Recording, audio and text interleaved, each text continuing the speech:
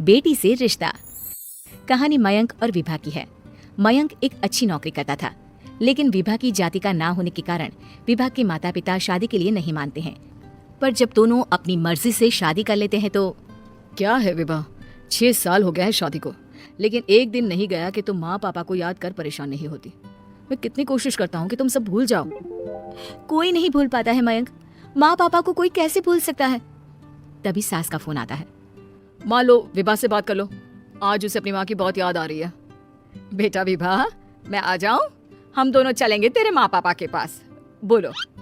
ना माँ जी, वो आप लोगों को कुछ बोलेंगे तो मुझे और भी बुरा लगेगा। आखिर आप भी मेरी माँ ही तो हैं। अरे सुन लेंगे ना यार, कोई बात नहीं, बोलेंगे ही ना। चलो माँ, मैं फोन रख रहा हूँ।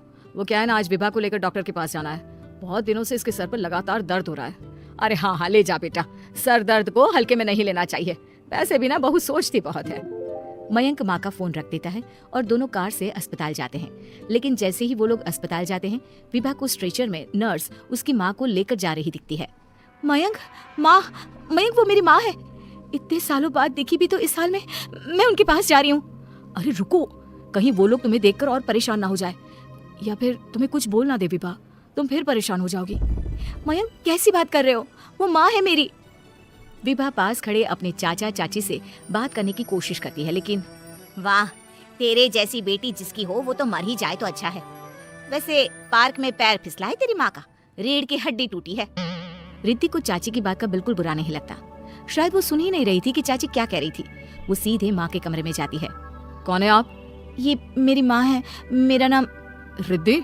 रिद्धि नाम है ना आपका? दर्द में भी ये आपका ही नाम ले रही थी। हाँ, ये सुनते ही रिद्धि का कलेजा मुंह में आ जाता है। ये वही माँ है जिसने कड़े शब्दों में ये कह दिया था कि अब तेरा मेरा रिश्ता खत्म। फिर रिद्धि का पति मयंक भी वहां आ जाता है। सामने खड़े होते हैं रिद्धि के पिता। पापा, क्या हुआ माँ को? वो पार्क में गिर पड़ी, रीढ़ की हड्डी में चोट आई है। रिद्धि पिता की तरफ देखती है, लेकिन पिता मुंह फेर लेते हैं। पता है मयंक, माँ दर्द में मेरा नाम ले रही थी। मेरी माँ मुझे याद कर रही थी मयंक। मैं माँ को कुछ नहीं होने दूंगी, देख लेना। हाँ रिद्धि, हम मिलकर माँ का ख्याल रखेंगे, उन्हें फिर से खड़ा कर देंगे। लेकिन भैया कहाँ है? रिद्धि पिता के सामने जाकर खड़ी हो जाती है। पापा, भैया कहाँ है? वो अमेरिका में है, वो नहीं आ पाएगा। रिद्धि फिर माँ की ओर ध्यान कर लेती है। उस पूरी रात रिद्धि माँ को देखती खड़ी रहती है। पिता मन ही मन सोचते हैं, जब इतना ही प्यार था तो क्यों चली गई किसी एक अजनबी के लिए हम सभी को छोड़कर। तभी डॉक्टर बाहर आते हैं। आपकी वाइफ को होश आ गया है, क्या मैं उनसे मिल सकता हूँ? जी नहीं, वो बार बार अपनी बेटी का नाम ले रही है। रिद्धि बेटा, तुम अंदर चली जाओ। माँ रिद्धि को देखकर रोने लगती है। बेटा, माँ के गले लग जा। मैंने तो सोचा था तेरा चेहरा देखे बिना ही मर जाऊंगी। ऐसे कैसे? भला मैं अपनी माँ को कुछ कैसे होने दे सकती हूँ? माँ उठने की कोशिश करती है, लेकिन वो उठ नहीं पाती। देखिए, आपकी रीढ़ की हड्डी में फ्रैक्चर है। मुझे प्यास लगी है, पानी पीना है। रुको माँ, मैं हूँ ना, मैं पिलाती हूँ पानी अपनी माँ को। कोई और नहीं आया? तेरे चाची चाचा आए थे माँ, पर शायद मुझे देखकर चले गए।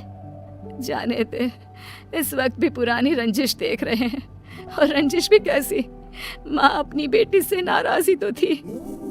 रिद्धि अब पूरे समय माँ के साथ रहती है। उनके हर काम को करने में उनका सहारा बनती है। फिर एक रोज, आज आपको चलने की कोशिश करनी थी, लेकिन हमारे फिजियो के डॉक्टर नहीं आए जो आपको पकड़ कर चलाते। तो फिर आज डॉक्टर साहब, मैं हूं ना, मैं माँ को चलने में मदद करूंगी।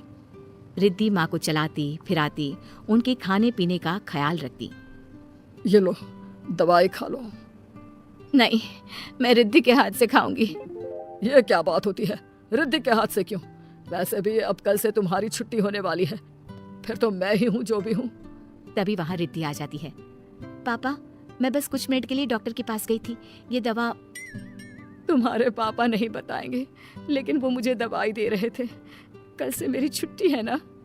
लेकिन ये तो गलत दवाई है पापा। इतनी ढेर सारी दवाई है ना, इसलिए भूल हो गई होगी। नहीं नहीं माँ, सिंपल तो है। मैं बाहर जा रहा हूँ, कल आ जाऊंगा छुट्टी कराने। अगले दिन पिता अस्पताल से माँ को ले जा रहे होते हैं कि रिद्धि बेटा, इतनी जल्दी किसी की छुट्टी नहीं हो पाती, ऐसे रीढ़ की हड्डी के मामले में। लेकिन तुम्हारी दिन रात की मेहनत ने तुम्हारी माँ को व्हील चेयर में बैठने लायक बना दिया। बस इसी तरह 1 महीने और सेवा हो जाए तो तो क्या ये फिर से दोबारा पहले जैसे चलने लगेगी? हाँ हाँ, चलने क्या, दौड़ने लगेगी। अब क्या था, पिता कुछ सोच में पड़ जाते हैं कि रिद्धि कहती है, माँ मेरे साथ मेरे घर चलो, 1 महीने मैं तुम्हारी सेवा करना चाहती हूँ। नहीं, चलना है तो तुम चलो अकेली। उस लड़के के लिए ना हमारे दिल में जगह है ना घर में। पैसे वाला होगा तो अपने घर का। पास खड़ा मयंक रिद्धि को इशारा करता है। तुम जाओ रिद्धि, तुम्हारी माँ को तुम्हारी जरूरत ज्यादा है, मैं समझ सकता हूँ। रिद्धि भी माता पिता के साथ मायके चली जाती है। वो माँ की सेवा दिल लगाकर करती है। पिता भी रिद्धि को माफ कर देते हैं और फिर 1 महीने बाद, देख रिद्धि, मैं बिल्कुल ठीक हो गई। सच कह रहे थे डॉक्टर कि मैं तो दौड़ भी सकती हूँ। बस माँ, तो अब मैं चलती हूँ। मयंक और मुन्ना मेरे बिना न जाने कैसे होंगे। अरे क्या जरूरत है जाने की, यहीं रुक जा। या फिर नहीं पापा, उस दिन आपकी शर्त मैंने सिर्फ माँ की हालत देखकर मानी थी, लेकिन अब नहीं। अब मैं इस घर में तभी कदम रखूंगी जब मेरे पति को भी इज्जत से बुलाया जाएगा। पिता समझ जाते हैं कि बेटी क्या चाहती है। फिर एक रोज, अरे रिद्धि देखो तो दरवाजे में कौन है? रिद्धि दरवाजा खोलती है तो सामने माँ पिता खड़े होते हैं। हाथ में होता है ढेर सारा गिफ्ट। कहाँ है मेरे दामाद जी? मयंक और रिद्धि माता पिता को देखकर खुश हो जाते हैं और माँ मुन्ने को गले लगा लेती है।